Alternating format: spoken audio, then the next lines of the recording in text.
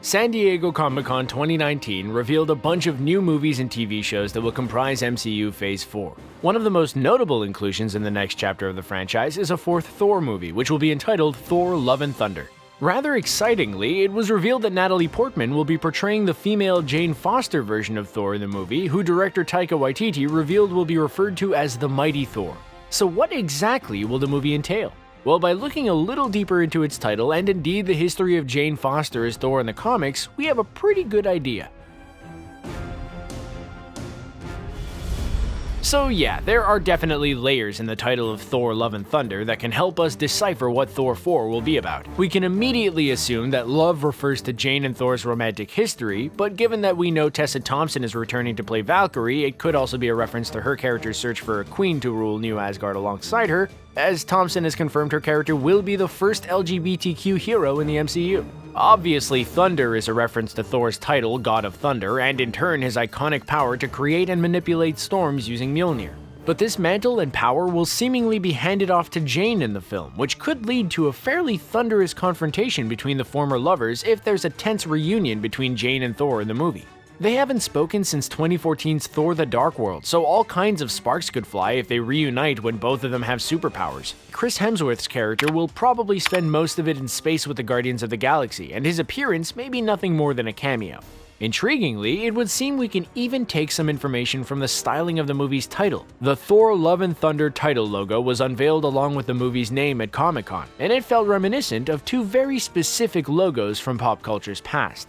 Both 1980s cartoon Masters of the Universe and late 80s video game Golden Axe had very similar looking logos. Given what we already know about 2017's Thor Ragnarok, there's no doubt whatsoever that this styling could hint at the visual and tonal direction Taika Waititi wants to take Thor: Love and Thunder in. It may well utilize the same kind of witty and often silly humor, bright colors, soundtrack, and nostalgia as its predecessor. And now on to the potential finer details of Jane Foster's role. How did she become worthy of wielding Mjolnir in the comics? Jane first appeared on panel in 1962's Journey into Mystery number 84, but it wasn't until 2014's Thor Volume 4 number 1 that she became the new Thor. The original God of Thunder had lost his ability to wield Mjolnir after Nick Fury whispered something in his ear. The powerful weapon then remained on the moon after it became evident that Thor and even Odin couldn't budge it. But by the end of the issue, a then unidentified female character arrived and lifted the hammer as the inscription on the weapon changed to "Whosoever holds this hammer, if she be worthy, shall possess the power of Thor."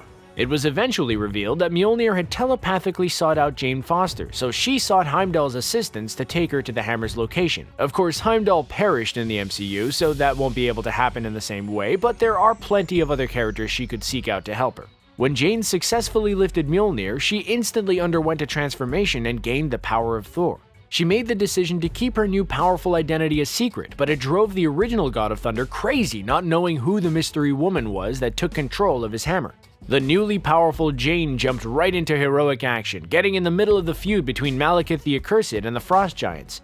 And hopefully she'll jump into action in the same way in the MCU. But what could we expect in terms of the specific effects of Jane's transformation? Well, when she lifted Mjolnir in the comics, she acquired all of Thor's powers, such as flight, interdimensional transportation, and electricity and weather manipulation. Her transformation also greatly altered her appearance. Every time she lifted the hammer, her physique changed to match her newfound strength, and a helmet manifested on her head, which now had long blonde hair like Thor. But not all of the effects were positive. Prior to becoming the new Thor, Jane had been diagnosed with breast cancer, but she refused to undergo any kind of magical treatments and took a chance with a more traditional chemotherapy instead. Sadly, however, each time Jane transformed into Thor, there were negative effects on her well-being as a result of that. The transformation process purged all toxins from her body, including the treatment for her cancer. She eventually sought help from Doctor Strange, one of only a few people who knew her true identity, and he advised her to stop transforming as the next time could kill her. So could we see this upsetting story in the MCU with Benedict Cumberbatch's character making an appearance? But the question remains regarding how Jane will even get her hands on Mjolnir, given that it was destroyed by Hela in Thor Ragnarok. Well, now that time travel is a thing in the MCU, there's always a chance it could be plucked from a different timeline, but that seems unlikely. What is likely, however, is that as the new Queen of Asgard, Valkyrie will resurrect the age-old relationship between her homerealm and Nidavellir and ask Peter Dinklage's Atri to make a new Mjolnir. Jane was probably worthy in the comics due to the fact that she'd worked as a nurse. Perhaps it will be her bravery in helping her defeat Malekith in Thor the Dark World that will render her worthy of the newly forged hammer. Or maybe she's been busy doing something else to make the world a better place since we last saw her. Either way, it's an exciting prospect that we're getting a female version of the mighty Thor in live action. So what do you think Thor Love and Thunder will be about? How will Jane Foster become worthy of wielding Thor's hammer? Let us know your thoughts in the comment section below. And don't forget to like, share, and subscribe to Screen Rant for more great videos like this one. See you next time, guys.